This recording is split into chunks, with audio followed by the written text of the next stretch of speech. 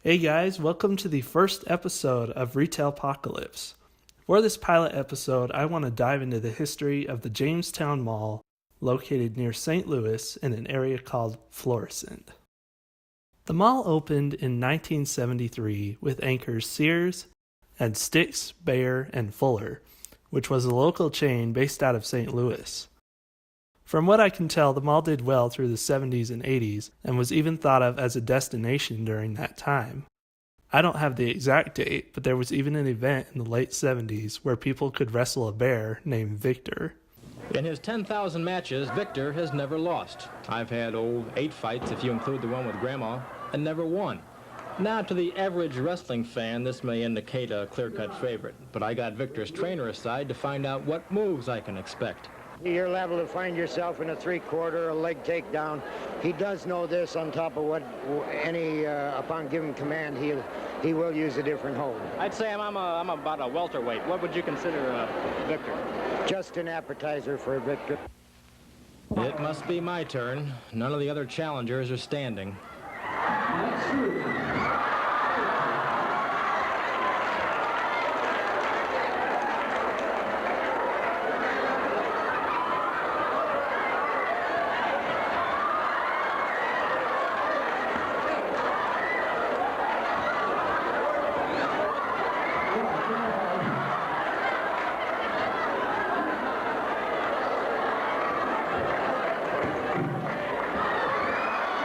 Well, at least I'm graceful in defeat. Victor will be at Jamestown Mall through June 11th. There's one stipulation: if you'd like to wrestle him, you must be at least 18 and not care if you ever reach 19. Mike Stroot, Channel 2 News. I don't know about the rest of you, but I'd never do it. Rematch maybe coming up? Listen, if there's anything he wasn't, it was graceful. That's right. In 1984, the Stix store went through some changes when Dillard's acquired the chain. I was under the impression that Dillard's didn't use the restaurant on the top floor, but in an article on FlowValleyNews.com it says, "How about the restaurant on the top floor of Dillard's that my kids thought was only for rich people?" Anyway, if anyone knows if it was open when the store was Dillard's, let me know in the comments. In 1994, the mall was expanded. A new wing was built, and Famous Barr, another chain based out of St. Louis and part of the Federated Department Stores, became the third anchor.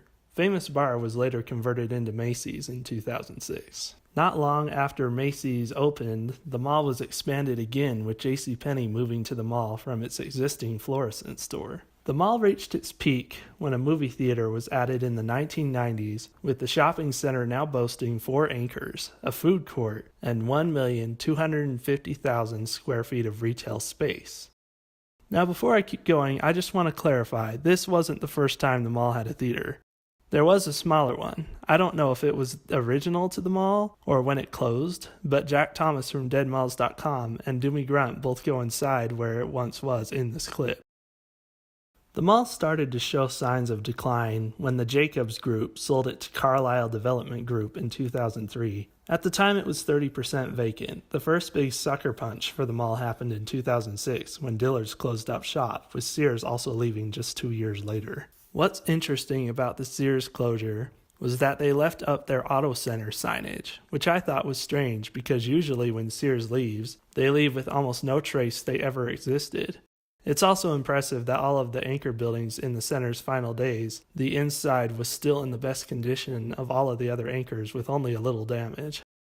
The mall continued to decline as the JCPenney was downgraded to an outlet center and eventually turned into a JC's 5-star outlet when JCPenney exited the catalog business in 2011. In 2008, Carlyle tried to stop the decline by having the former Dillard's turn into offices. The Dillard store was a huge building, 4 levels including the basement, and all of it was retail. A year after Carlyle announced their plans for the building, the county hired researchers to analyze the mall's viability as a retail center. Studies concluded the mall was no longer viable due to a nearby competition, and the owners lost financial support from the county to do any revitalization. In June of 2011, a furniture store called Central States Liquidation moved into the Dillard's building but only occupied the main level. They sold used furniture from hotels and other things of that nature, but it didn't last long and closed shortly after, leaving behind a ton of merchandise. Reasons for closing were probably because the Dillard's wing was closed off when the revitalization plans were announced, so they had no mall entrance and just a small sign near the outside entrance of the building. In 2012, the mall's decline became even more severe when gas service to the mall was shut off due to non-payment, but luckily it was restored soon after. New at 10, most of Jamestown Mall will remain closed on Black Friday. The earliest it will open Saturday. The Commons area doesn't have any heat right now. County inspectors say that is because the mall has not paid its bills in months. There are 2 large department stores that will be open tomorrow because their heat comes independently. The mall took its final hits when JC's 5-star outlet closed its doors in December of 2013 due to the company liquidating. Macy's followed just a year later in March of 2014. Macy's leaving the mall turned out to be the final nail in the coffin, and the mall closed just 3 months later in early July. It's been unclear what was to become of the mall. There was talk of an outdoor retail center, then an industrial park, but during all this time the mall sat vacant. In December of 2014, YouTube creator Backyard Exploration released the first urban exploration video of the Sears, Dillard's, and theater wings of the building. Shortly after that video was released, the mall was broken into and burglarized for the first time. New video into our newsroom overnight of police searching the abandoned Jamestown Mall in North St. Louis County. Yeah, police tell us they're investigating a reported break-in inside the defunct shopping center. This force Mike Colombo joins us live from the mall with the Bommarito Street Fleet. Mike, what do you know? Yeah, Andre, St. Louis County Police tell us that a canine search unit was used inside the building, but at this point it appears that police have not found any suspects, and they tell us it's unclear what, if anything, was taken. Now, this is not the type of development that you want to hear for the mall, where there really hasn't been anything going on since it closed its doors in July.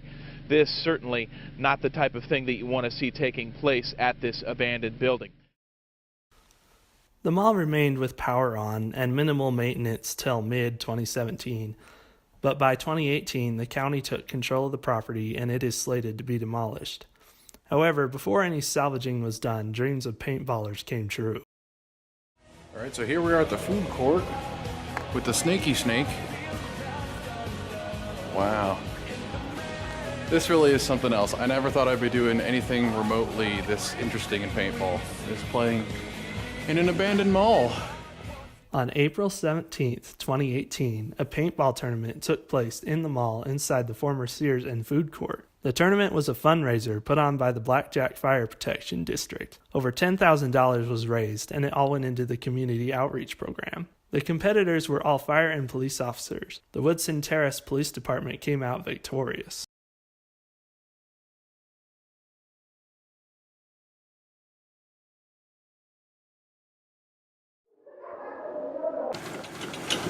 Oh boy, I got a box full of goodies. Oh, gotta have this. Gotta have this. This is all mine. Nowadays, the mall sits rotting away, awaiting its demolition. Its only visitors are vandals, explorers, and the salvage crews. It was a retail center built in hopes of a population boom, only to die a slow death. A community open house was held to show the public future plans for the site, and it's likely going to become an outdoor lifestyle center. Thank you for watching, and be sure to subscribe. I'd like to thank Doomy Grunt for giving me permission to use his footage of the mall. Be sure to check out his link in the description. I'd also like to thank Jack Thomas of deadmalls.com for his assistance with helping me narrow down the mall and the Macy's closings. Be sure to let me know in the comments what you thought of the video and if you'd like more like this. If you'd like to keep the dead retail conversation going, I highly recommend joining the Dead Malls of Discord chat. It's always growing, and you can chat with me and other creators such as Sal, Doomy Grunt, Jack Thomas, Wally B, Retail Archaeology, Chris the Shriner Dog, and many more.